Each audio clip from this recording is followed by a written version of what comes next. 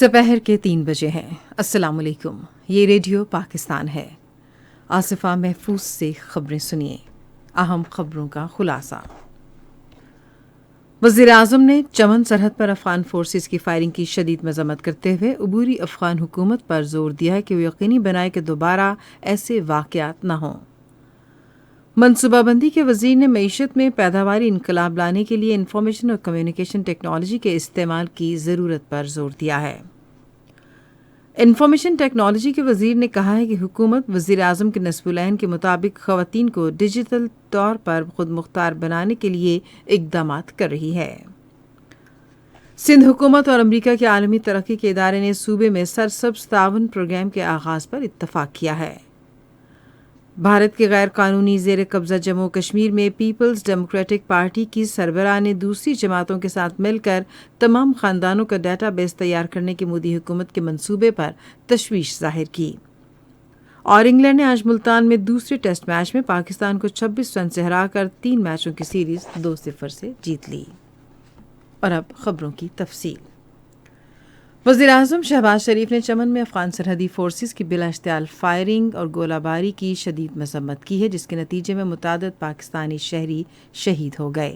ایک ٹویٹ میں وزیر اعظم نے کہا کہ افغان عبوری حکومت اس بات کو یقینی بنائے کہ آئندہ ایسے واقعات دوبارہ رونما نہ ہوں۔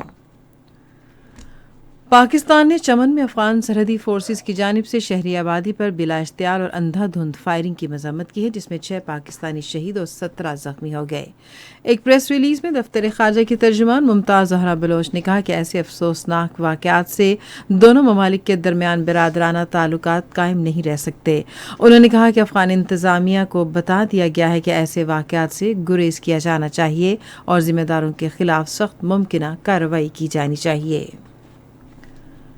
چیئرمین سینٹ صادق سنجرانی نے چمن میں افغان سرحدی فورسز کی بلا اشتعال فائرنگ کی شدید مذمت کی ہے۔ ایک ٹویٹ میں چیئرمین سینٹ نے اس افسوسناک واقعے میں قیمتی جانوں کے ضیاع پر گہرے دکھ اور رنج کا اظہار کیا۔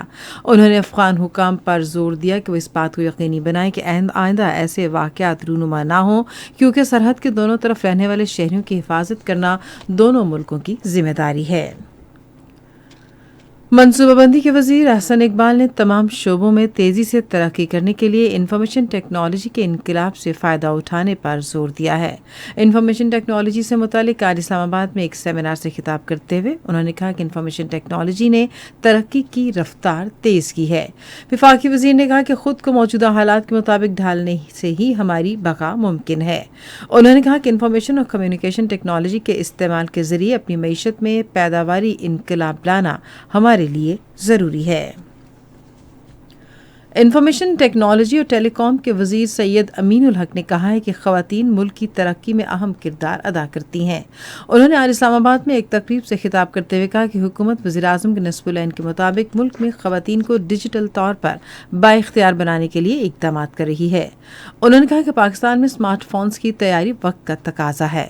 انہوں نے کہا کہ ضمن میں ہم نے آئی ٹی کی صنعت کی طلب پورا کرنے کے لیے سب کے لیے موبائل فونز منصوبے کا آغاز کیا ہے۔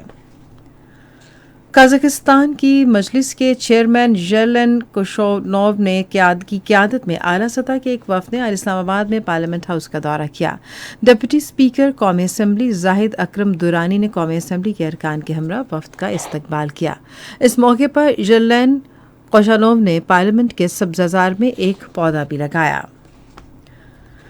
ایتھوپیا نے کی معیشت، سلامتی اور ٹیکنالوجی کی منتقلی سمیت دیگر شعبوں میں پاکستان کے ساتھ قریبی تعلقات کو مضبوط بنانے کی خواہش ظاہر کی ہے۔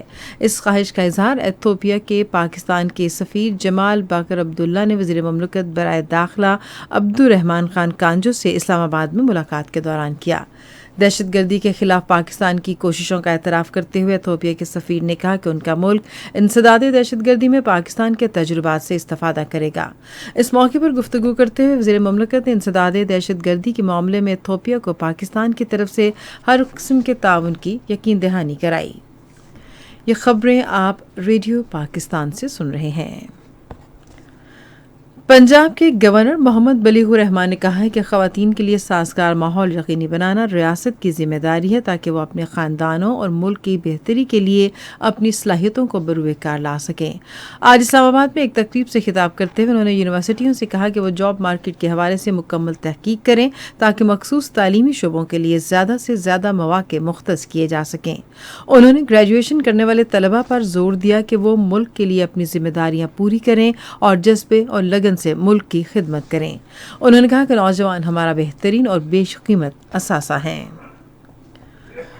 غربت میں کمی اور سماجی تحفظ کے بارے میں معاون خصوصی فیصل کریم کنڈی نے آج کراچی میں گورنر سندھ کامران ٹیسوری سے ملاقات کی۔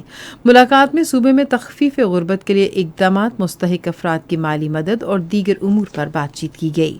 اس موقع پر گورنر نے کہا کہ مستحق افراد کی مدد میں بے نظیر انکم سپورٹ پروگرام نے اہم کردار ادا کیا ہے اور انہوں نے پروگرام کے دائرہ کار کو مزید وسعت دینے پر زور دیا۔ انہوں نے کہا کہ صوبے کے سیلاب سے متاثرہ لوگوں کی بحالی کے لیے مزید اقدامات کیے جانے چاہیے۔ فیصل کریم کنڈی نے کہا کہ صوبہ سندھ کے تمام اضلاع کے مستحق لوگوں کو بے نظیر انکم سپورٹ پروگرام کے تحت وظائف دیے جا رہے ہیں۔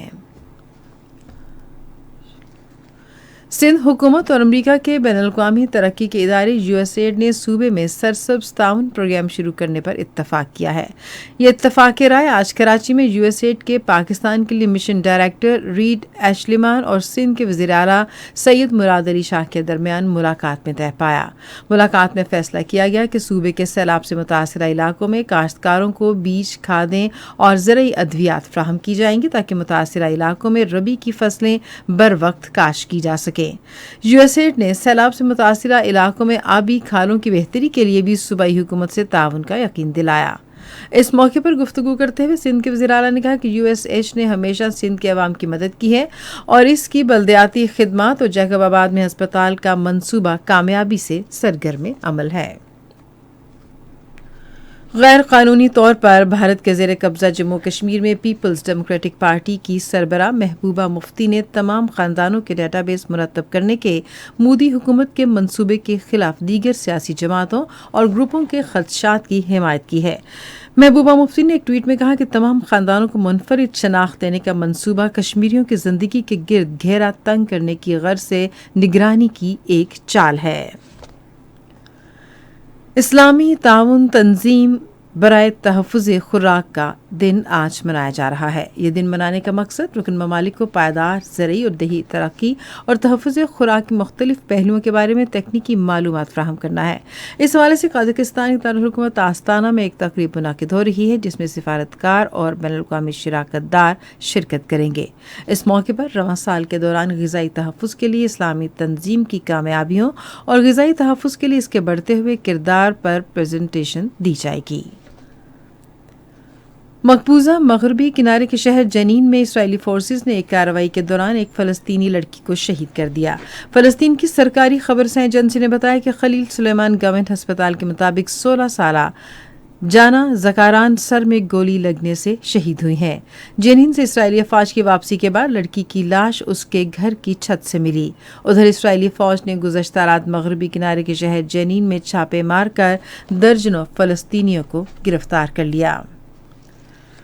ریڈیو پاکستان آج شام 4:05 پر اپنے قومی پروگرام میں صحت سب کے لیے کے عالمی دن کے سلسلے میں ایک خصوصی مذاکرہ نشر کرے گا۔ ملتان میں دوسرے کرکٹ ٹیسٹ میں انگلینڈ نے پاکستان کو 26 رن سے ہرا کر سیریز 2-0 سے جیت لی۔ فائنل سکور یہ رہا: انگلینڈ 281 اور 275 رنز، پاکستان 202 اور 388 رنز۔ تیسرا ٹیسٹ ہفتے سے کراچی میں کھیلا جائے گا۔ اور اب موسم۔ محکمہ موسمیات کی پیشگوئی کے مطابق آئندہ 12 گھنٹے کے دوران ملک کے بیشتر میدانی علاقوں میں موسم سرد اور خشک رہے گا، تاہم خطہ پوٹھوہار، بالائی خیبر پختونخوا، شمالی بلوچستان اور گلگت بلتستان اور کشمیر میں شام اور رات کے اوقات میں کہیں کہیں گرج چمک کے ساتھ بارش اور پہاڑوں پر برف باری کا امکان ہے۔ آج ریکارڈ کیا گیا بعض بڑے شہروں کا درجہ حرارت یہ رہا: Islamabad 21 degree centigrade, Lahore 24، Karachi 26، Peshawar 20، Quetta 11، Gilgit 12، Murree 13، Muzaffarabad 19، Srinagar 11، Jammu 23 اور Leh 0 degree centigrade record کیا گیا۔ اسی کے ساتھ خبریں ختم ہوئی. مزید خبروں اور تجزیوں کے لیے وزٹ کیجیے ہماری ویب سائٹ radio.gov.pk اور فیس بک کے link radio Pakistan news official پر براہ راست ویڈیو اسٹریمنگ بھی ملاحظہ کیجیے.